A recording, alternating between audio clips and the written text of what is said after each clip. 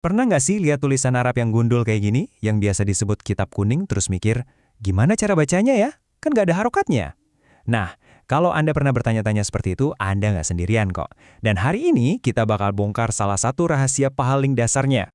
Iya, teks-teks ini yang sering disebut Arab gundul emang kelihatannya tuh rumit banget ya. Tapi sebenarnya di dalamnya ada sistem, ada kuncinya. Dan tenang aja, kita akan temukan kunci pertama yang paling fundamental itu bareng-bareng di sini. Nah, ini dia nih pertanyaan utamanya. Gimana ceritanya orang bisa baca tulisan Arab tanpa harokat sama sekali? Apa ini semacam sihir gitu? Bukan, bukan. Saya jamin ini sama sekali bukan sihir. Ini tuh sebuah sistem yang super logis. Dan sekali Anda paham polanya, wah, bakal susah buat dilupain. Oke, jadi ini dia nih peta perjalanan kita.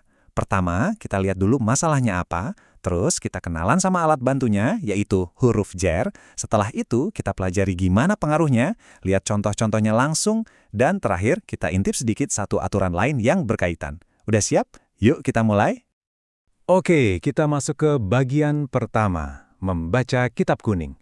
Jadi masalahnya jelas banget kan ya, teksnya nggak ada harokatnya. Pertanyaannya, kok bisa ya para ulama dari zaman dulu sampai sekarang bacanya lancar banget? Apa sih rahasianya? Jawabannya bukan sulap, bukan sihir, tapi tata bahasa. Atau dalam bahasa Arab disebutnya ilmu nahu. Jangan pusing dulu, kita nggak akan belajar semuanya sekaligus kok. Kita cuma butuh cuma satu aturan emas buat mulai. Satu aturan yang benar-benar bisa mengubah cara pandang Anda. Nah, aturan emas yang pertama itu apa sih? Yuk kita kenalan sama alat bantu kita yang pertama dan paling ampuh ini, namanya huruf jar. Jadi, apa sih huruf jar itu? Gampangnya gini deh, huruf jar itu kayak kata depan atau preposisi dalam bahasa Indonesia. Tahu kan kata-kata seperti di, ke, dari, untuk. Nah, itu dia. Kelihatannya sepele kecil, tapi di dalam tata bahasa Arab, wah, mereka ini punya kekuatan super.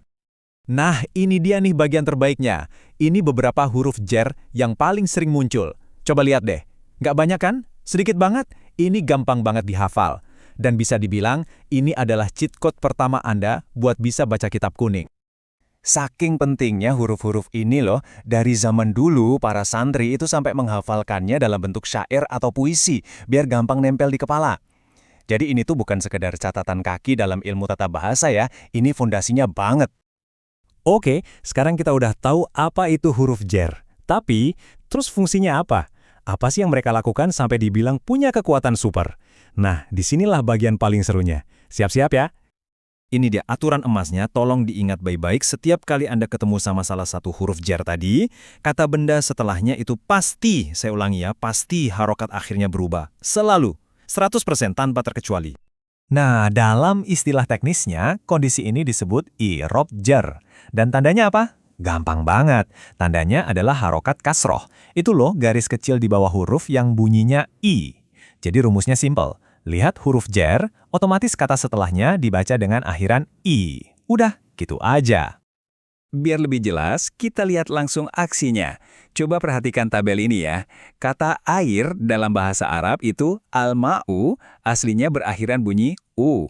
Tapi, begitu kita taruh huruf jar yaitu min di depannya, jeng-jeng, lihat apa yang terjadi. Langsung berubah jadi min al-ma'i, bunyi u tadi berubah jadi i. Keren kan? Itulah dia kekuatannya. Nggak asik ya, kalau cuma teori doang.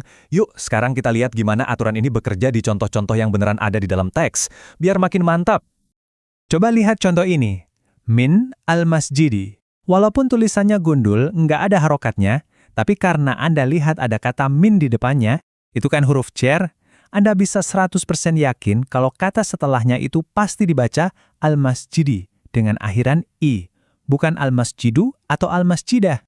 Selamat, Anda baru aja berhasil membaca Arab gundul. Kita coba lagi ya, contoh lain. Di sini ada kata fi, yang juga termasuk huruf jar.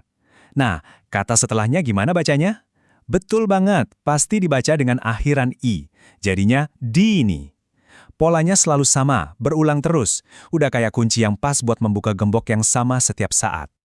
Coba deh renungkan sejenak, hanya dengan menghafal kurang dari 10 kata pendek tadi, Anda sebenarnya sudah membuka kemampuan untuk menebak dengan akurat akhiran dari ribuan kata benda dalam bahasa Arab. Ini bukan kemajuan kecil loh, ini lompatan besar. Gimana? Udah mulai percaya diri kan? Bagus. Kalau gitu, sekarang kita coba naik level sedikit ya. Kita lihat gimana aturan simple ini bisa digabung sama aturan lain buat memecahkan kalimat yang sedikit lebih panjang.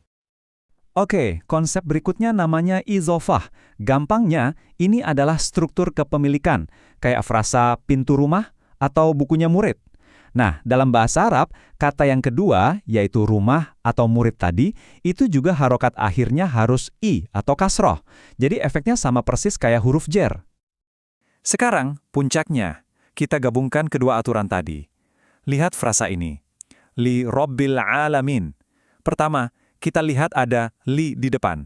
Li itu kan huruf jer, jadi kata setelahnya, Robbi, pasti dibaca i. Beres satu masalah. Terus, frasa Rabbil Alamin itu artinya Tuhan semesta alam. Ini kan struktur kepemilikan alias idhofah. Makanya, kata keduanya, yaitu al-alamin, juga harus dalam keadaan jer. Tuh kan, dua aturan bekerja sama dengan harmonis. Nah, lihat kan gimana aturannya saling berkaitan? Belajar tata bahasa Arab itu kayak main Lego. Setiap aturan itu satu balok. Aturan huruf jer yang barusan kita pelajari ini tuh balok fondasi yang paling gede dan paling penting. Kalau balok ini sudah terpasang dengan kokoh, menyusun sisanya bakal jauh lebih gampang. Jadi, sekarang Anda sudah berhasil menguasai aturan dasar yang pertama. Kita sudah beralih dari yang tadinya bertanya, gimana cara bacanya? Jadi bertanya, oke, aturan apa lagi nih yang bisa dipelajari? Anda bukan lagi orang yang berdiri di depan pintu terkunci. Sekarang, Anda sudah pegang kuncinya. Pertanyaannya, tinggal pintu mana yang mau Anda buka selanjutnya?